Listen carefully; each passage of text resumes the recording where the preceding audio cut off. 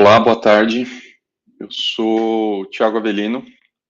Vou falar um pouquinho sobre minha experiência em manter projetos open source e quem sou eu, né? Sou o Avelino, hoje vestindo a camisa de CEO de uma empresa chamada P-Rest, que é um projeto open source, e ele nasceu em 2016, e hoje o desafio que eu tenho aí, que eu comecei em 2020, é transformar esse projeto em uma empresa, e vai alguns anos para isso acontecer, mas ele sempre vai ser open source, nada vai ser fechado, então esse é o desafio. O que o projeto faz?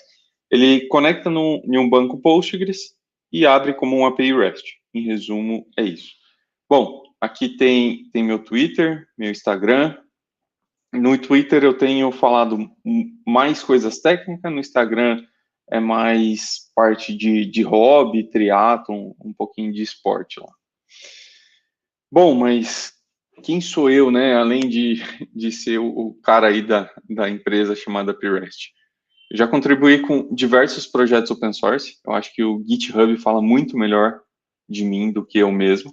Mas já contribuí aí com o core do Django, com o Plone, que é um CMS em Python, com o core da linguagem Go. Puta, já passei por diversos projetos. Acessa lá que fica muito, muito mais fácil entender o que eu já fiz aí, o que eu já brinquei. Bom, mas quando eu falo sobre projeto open source, né, é interessante eu mostrar qual projeto, o que eu já fiz. E um dos projetos que eu comecei a brincar é um cara chamado Awesome Go. Ele nasceu em 2014, e aí tá o link para vocês entenderem o que é ele, né? Mas, em linha geral, ele é uma lista de bibliotecas, de projetos, escrito em Go. Então, eu quero um framework que é parecido com Django. Se você entrar lá, deve ter algum. Eu quero biblioteca para trabalhar com ciência de dados escrita em Go. Vai ter coisa lá. Puta, eu quero biblioteca para trabalhar com imagem, com OpenCV. Tem coisa listada lá. Então, tem muito conteúdo lá.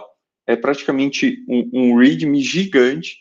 Só que em cima desse README gigante vem a complexidade, né? Porque é um repositório só por texto e isso começa a gerar alguns trabalhos de revisão para entrar a contribuição.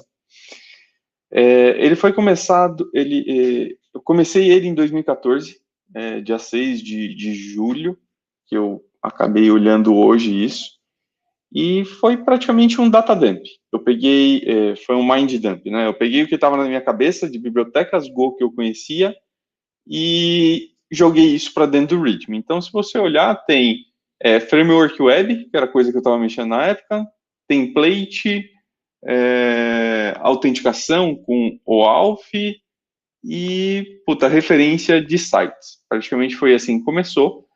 E lá embaixo a gente consegue ver, framework web, tem Martini, tem Gorillas, tem Gin, tem o próprio Go, né, que tem bastante ferramenta lá. Mas essa ideia de Elson não saiu da minha cabeça. Eu me inspirei no Elson Python, e desde da primeira vez que isso foi para o ar, que esse foi o primeiro commit público, eu mantenho a referência de onde veio esse negócio. Então, tem uma alteração aqui, eu colocando um link, né, no Markdown. E o porquê isso? Isso daqui é porque eu criei o repositório e você dá uma descrição para esse repositório. E depois foi o primeiro commit que eu fui lá e escrevi e coloquei o link para isso. Mas por que eu estou falando isso, né? Porque, pelo menos para mim, é muito importante eu dar referência da onde veio cada coisa que eu uso. Então, se o que eu estou colocando no meu projeto open source não é meu, por que eu não dar crédito para a pessoa, né? Isso é uma característica minha. Bom, mas é muito comum, né, em open source, ter várias barreiras, né? Eu estou expondo o meu código, tirando o Elson Go, né, a parte do README, que é um arquivo de texto, mas um arquivo de texto que nesse caso está em inglês, né? Então pode ser que exista alguma barreira, mas pensando em implementação de código, quando eu falo com algumas pessoas, é comum as pessoas ter medo de expor o código, né? De ser criticado e, puta, vão criticar meu código e é meu filho, sabe? Esse código eu que criei. E eu já fui dessa forma também, né? Tinha medo de expor meu código. Hoje não. Hoje, puta, eu vou começar um projeto open source. A primeira coisa que eu faço é entender o porquê eu estou fazendo esse projeto, né? E para me ajudar nisso, a primeira coisa que eu faço é criar um repositório e escrever um README justificando por que eu estou fazendo aquilo. Isso não é para os outros, e sim para mim mesmo. Eu estou justificando para mim que eu estou escrevendo, por que eu vou escrever aquilo. Consequentemente, começa a entrar uma porrada de código lá, que eu começo a escrever, só que nada fica na minha máquina local. Ah, mas alguém pode ir lá e criticar seu código. Sim, pode ir lá e criticar meu código, mas a resposta que geralmente eu dou nesses casos é o projeto open source, vai lá e contribui. Se você tá incomodado com o que está aí, eu vou aceitar a sua contribuição. Então, contribui aí e a gente vai melhorando junto, sabe? Então, e o porquê eu mudei essa minha forma de pensar e como eu mudei, né? Durante um tempo eu contribuí com o core da linguagem Go e eu precisei expor o que estava na minha máquina, o que eu tinha de ideia para outras pessoas. Então, eu tive que expor. E quando eu comecei a expor, eu era criticado. Só que no começo eu levava para o pessoal, né, aquela crítica pessoal ao Avelino, e não ao código que o Avelino escreveu. Mas com o passar do tempo, eu comecei a olhar isso com bons olhos. Com o olho de, puta, legal, esse cara está me ajudando, essa pessoa está me ajudando a evoluir profissionalmente. Então, ele está criticando minha implementação, pensando na biblioteca que eu estou contribuindo, ou na linguagem, para que seja uma linguagem melhor com a minha contribuição. Então, não é uma crítica ao Avelino, e sim uma crítica àquela implementação, pensando no que é melhor para a biblioteca, para a linguagem, para o projeto em si. E uma coisa comum aí, principalmente para quem está começando a contribuir, né, com o open source, é dar contexto, né, falta de contexto. Então, eu me deparei com um bug em um projeto, e a primeira coisa que o desenvolvedor, né, o engenheiro quer fazer é sentar e escrever código, mas esse não é uma melhor prática para um projeto open source. Então, eu me deparei com aquele bug, legal, você quer resolver na sua máquina, vai funcionar, bacana, mas se você quer contribuir, esquece um pouquinho de código, reporta para os mantenedores, geralmente muitos projetos open source estão dentro do GitHub, abre uma issue lá e reporta como a pessoa simula aquele bug que você encontrou, descreve bem o problema, né? Tipo, o problema está nessa rota de URL, eu passei tais dados e assim por diante, para a pessoa conseguir ler o seu texto e simular na máquina dele e ver que realmente é um bug. Mas eu vou eu vou abrir essa issue e alguém vai lá e implementa, vai implementar. E eu quero implementar. Tudo bem, abre a issue e manda o código junto. Só que aí no seu pull request, você marca aquela issue que você acabou de abrir.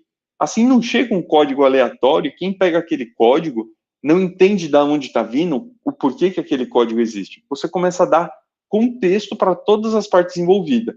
Então, se eu sou mantenedor e chega um pull request, eu vou olhar para aquilo e vou falar, nossa, mas o que isso está resolvendo? Só está chegando um código aqui aleatório, mas que bug isso está resolvendo? Ou que feature está sendo implementado?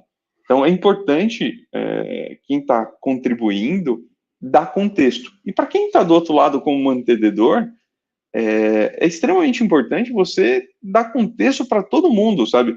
O projeto, esse é o foco principal do projeto. E a gente não vai sair dessa trilha, porque vai chegar alguém com uma proposta totalmente diferente, que não faz sentido para o projeto, e você pode dizer sim. Então, contexto o que o projeto faz, até onde você quer ir com o projeto, a partir dali você não está afim de ir, e aí alguém pode fazer fork, enfim, e seguir o projeto. Então, essa quebra da barreira de se expor, né? Isso, nós brasileiros tem uma puta dificuldade com o inglês, né? Mas tenta se expor em inglês, sabe? Dar contexto, explicar o que está acontecendo. Bom, isso daqui foi um pouquinho da evolução de stars, de estrelas lá do GitHub, né? Então, a gente começou lá em 2014 com 0, e hoje a gente está aí com 65 mil, se eu não me engano, alguma coisa nessa casa. Ou 55, não lembro exatamente. Mas estrela é um negócio muito agnóstico, tá? Não é uma métrica que vale para alguma coisa. É uma métrica, mas o que isso significa? Significa que tem 60 mil, 50 mil pessoas usando isso todo dia? Não. Significa que alguém usou isso todo dia? Não. Significa que alguém se deparou com aquele repositório, se interessou e falou, putz, isso aqui é legal. E dá um curtir, né? Se fosse uma métrica social, seria... Eu comparo com um curtir, não é uma métrica muito válida para projeto open source. Então, isso, para mim, não quer dizer que o projeto tem sucesso ou insucesso.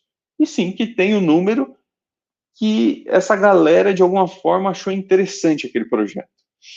E quando a gente fala de projeto open source, o ideal é a gente gerar conteúdo, né?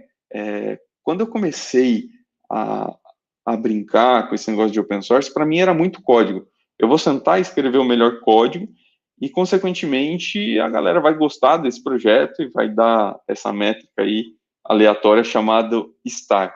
Mas será que é isso mesmo? Será que é só assim que funciona? Não. Eu comecei muitos projetos open source que, puta, nunca ganhou tração, ou ganhou pouca tração, né? Então, o que eu tentei fazer no Elson Go é criar o que eu chamo de comunidade, sabe? Envolver as pessoas. Porque o projeto começou muito pequeno, eu não tinha visibilidade que ele iria crescer tanto e chegaria a tantos pull requests para ser revisado.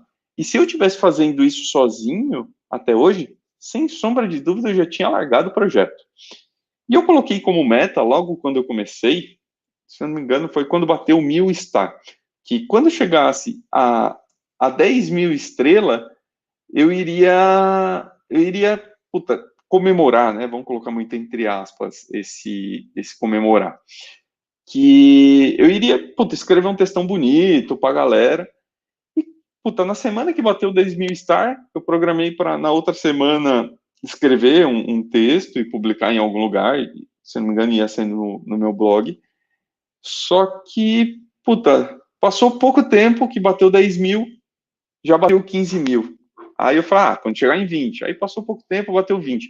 E até hoje eu estou devendo esse conteúdo, né, de falar sobre o projeto. Hoje está na casa de 50 mil, 60 mil, sei lá que número tá. E eu não consegui escrever esse texto. Não consegui por quê? Porque eu sempre coloco uma meta, quando chegar em tantos mil, eu vou fazer. E acaba passando, eu só vejo depois e acabo não escrevendo. Mas por que eu estou comentando isso? Porque é interessante a gente que mantém projeto open source, manter um storytelling, né? O projeto era assim, tais pessoas contribuíram nesse tempo, bateu tal meta de, sei lá, de star, eu não gosto muito dessa métrica, né? Mas bateu tantas star, ou, puta, tantas pessoas fizeram fork, eu acho que o fork é mais interessante do que o star, tantas pessoas contribuiu, e assim por diante. Mas o que a gente precisa ter em mente que projeto open source é mantido por pessoas, né? Atrás de um projeto open source tem pessoas, e cada pessoa vai lidar de uma forma com uma situação. Eu comentei antes de abrir um pull request, ir lá e abrir uma issue e descrever aquele problema, né? Ou problema, ou feature, enfim. E como que eu lido, né, quando chega simplesmente um pull request solto, sem contexto, sem nada? Eu, Avelino, tento entender o que está chegando. Então, o esforço que eu tenho é muito maior de entender o que essa pessoa está tentando contribuir, por que esse pull request está chegando, tentar imaginar como que ele gerou aquele bug para corrigir daquela forma. Então, repara que é um trabalho muito grande, né? E quando a gente começa a olhar para um projeto maior, vou dar um exemplo aí como o Django, até mesmo o Elson Go, pode ser que o mantenedor não tenha todo esse tempo. Eu costumo fazer isso, né? Eu costumo ser o mais atencioso possível, porque eu sei que a pessoa está desprendendo um tempo do lado deles, né? Dele para fazer essa contribuição. Mas nem todo mundo é assim. Eu lembro que quando eu estava contribuindo com o core do Django, tinha um cara, se eu não me engano, o apelido dele é Apollo, não sei, não lembro o nome dele, e tudo que eu mandava, o cara recusava. O cara recusava e criticava. E eu comecei a levar para o pessoal. Falei, puta, o que está acontecendo, né? Até que eu fui para uma conferência e sentei com ele para tomar um café e falei, puta, cara, tudo que eu mando, você está reprovando, você não está gostando da minha implementação, o que está acontecendo?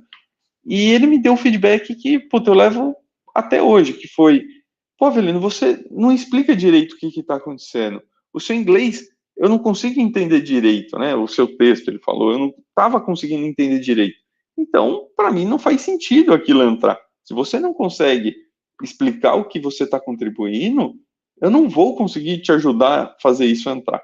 Quando eu escutei isso, eu falei, putz, eu estava achando que o cara tinha uma rincha comigo, sei lá, o cara não gostava de mim, mas no final o problema era meu mesmo, sabe? Eu não conseguia me comunicar direito para expor o que eu estava fazendo. Então, por que eu contei isso, né? Porque cada pessoa vai lidar de uma forma diferente com o problema. Então, umas vão querer ajudar, esse sou eu aí, querendo ajudar, querendo trazer essa pessoa, porque eu penso muito em comunidade, né? Eu sei que eu sozinho não vou conseguir manter o Elson Go com a quantidade de contribuição que existe hoje. Então, eu preciso engajar pessoas, incentivar essas pessoas a contribuir com o repositório, né, com o projeto, para amanhã ele vir aqui sentar do meu lado e me ajudar a manter esse negócio. Mas tem pessoa que não pensa assim. Então, quando você chega perto de um projeto open source, lembre que atrás dele tem pessoa. E como essa pessoa vai lidar com aquela ação que você está fazendo, sabe? Open source não é anarquismo, né? Cada um faz o que quiser e vai cada um para o seu lado e não tem, entre aspas, regras, né? É extremamente importante para um projeto ter objetivo claro. Eu até citei atrás aí o exemplo de, puta, esse projeto tem aquele objetivo claro, até onde ele vai? Qual é o objetivo desse projeto? Um exemplo do PREST, né, que é o que eu estou mantendo. O objetivo dele é abrir um API como REST. Se chegar alguém querendo fazer a implementação de abrir API em GraphQL, faz sentido para o projeto? Hoje eu tenho uma resposta para isso, que é sim, faz, mas não vai estar no core. E se alguém quiser colocar no core? A resposta é isso não vai entrar.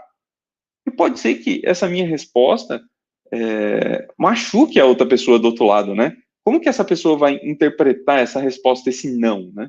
Principalmente para nós brasileiros, falar não é muito ruim. A gente leva como um negócio negativo, né?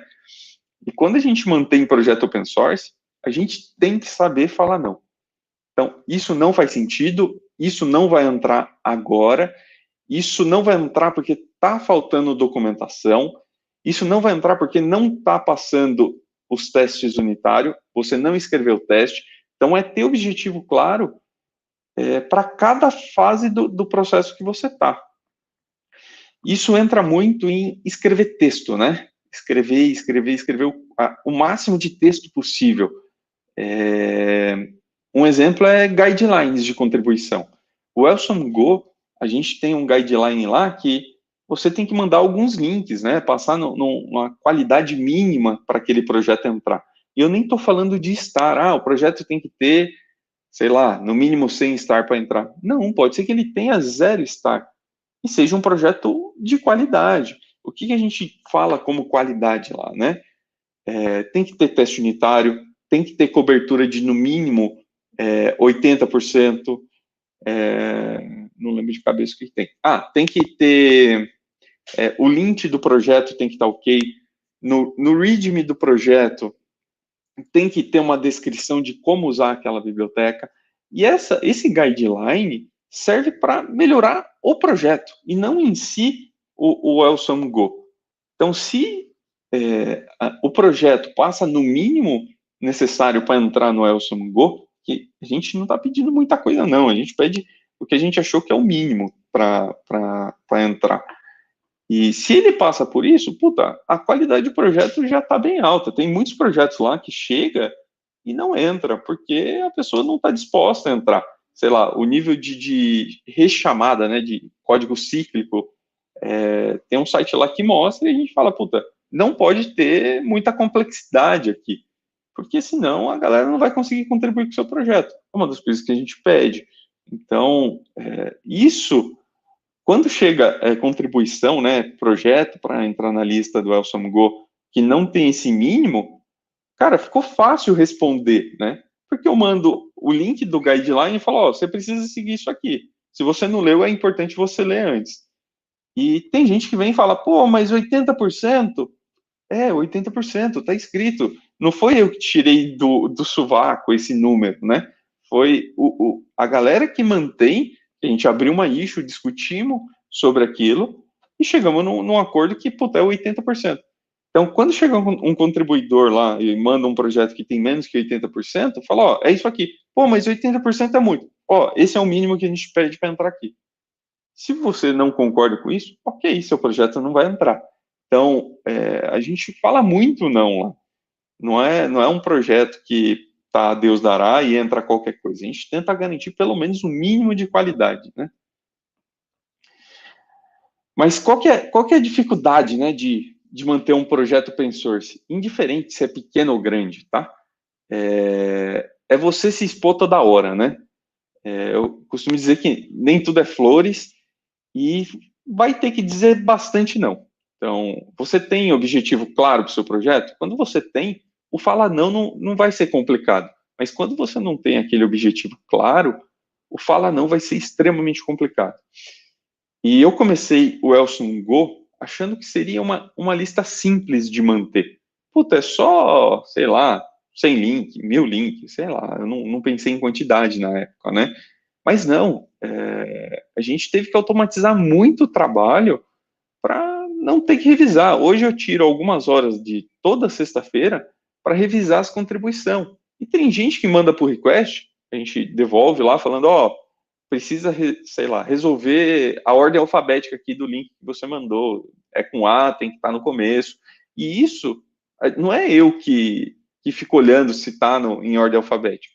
A gente escreveu um código que roda como teste do Elson Go, ele pega a contribuição do README, divide isso na estrutura de software, lendo do README, e valida se aquilo está em ordem alfabética. Então, daquela simples lista de links, né, se tornou um software, que é um teste unitário, que pega aquilo e roda alguns testes para validar. Com o passar do tempo, a gente teve um problema de bibliotecas que já estava no Elson Go, fazia, sei lá, 5 anos que não teve mais contribuição. Faz sentido manter esse link aqui? Ou, sei lá, o link que estava lá não existe mais, o cara apagou o repositório ou migrou para outro lugar. Então, a gente começou a automatizar isso para identificar esses problemas, né? E hoje, automaticamente, abre issue lá para a gente remover repositório e o que a gente faz é validar. Faz sentido remover esse repositório? Ou, vamos abrir uma issue no projeto e ver se o projeto esse link aqui foi descontinuado e essa comunicação. Então, é muito difícil manter um projeto open source. Do projeto que era simples, se tornou extremamente complicado. E não é muito fácil de manter. Eu tenho 5 minutos, eu vou correr aqui, tá? Então, a parte de automatizar trabalho é extremamente importante para você não ter que ficar fazendo aquilo, sabe, toda hora. Porque se eu tivesse que ficar validando, tá em ordem alfabética, tem teste, não tem teste, eu não teria tempo, sabe? O projeto não dá dinheiro, o propósito não é dar dinheiro, o projeto.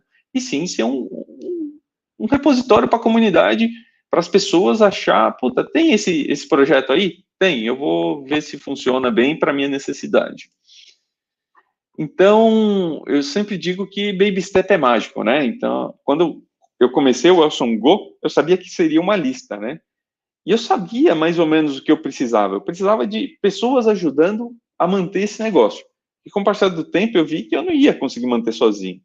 Então, eu fui passinho por passinho até ter uma comunidade que contribui mais. Mas comunidade é meio ciclo, sabe? Hoje eu tenho bastante gente, amanhã pode ser que as pessoas se atarefou na empresa que trabalha e não tem. Então, puta, vai um passinho de cada vez, sabe? Você não precisa ter um projeto gigante de cara e nem sonha com isso. Sonha em fazer o melhor para você, sabe? O projeto ser bom para você e depois você conseguir ajudar pelo menos uma pessoa. Conseguiu ajudar uma, você vai conseguir ajudar mais. Se você está começando agora com o Source, né? Contribua com algum projeto existente. Não tenta criar o seu. Contribui, entende como funciona o fluxo de um projeto, como é a experiência de revisar código, de contribuir com um projeto pequeno, e depois você cresce, vai para um projeto maior, sabe? E não tenta escolher um projeto mirabolante. Contribui com aquilo que você usa no seu dia a dia. Fica muito mais fácil de você identificar problema. Uma pergunta que sempre me faz, vou tentar responder aí, sobre é possível viver de open source? A resposta é sim, existem várias formas, né? Eu trabalho com a empresa e a empresa mantém projeto open source. Eu já tive empresas privadas que boa parte dos projetos eram open source. Tem o Pirest, que é um negócio totalmente diferente, que ele é uma empresa e tudo é open source. Eu posso receber por doação de projeto, isso é um negócio extremamente complicado, não é fácil. Ou eu posso trabalhar part-time e depois fazer isso virar negócio. Ou ter um projeto que é open source e eu usar nos meus clientes. Então, sim, é possível, mas isso é um assunto para uma outra palestra, extremamente complicado. Bom, é isso. Eu não sei se alguém tem dúvida, mas aqui está meu Twitter, tem meu e-mail aí, se quiser, pode mandar e-mail. E eu não sei se tem tempo para pergunta e se tem pergunta.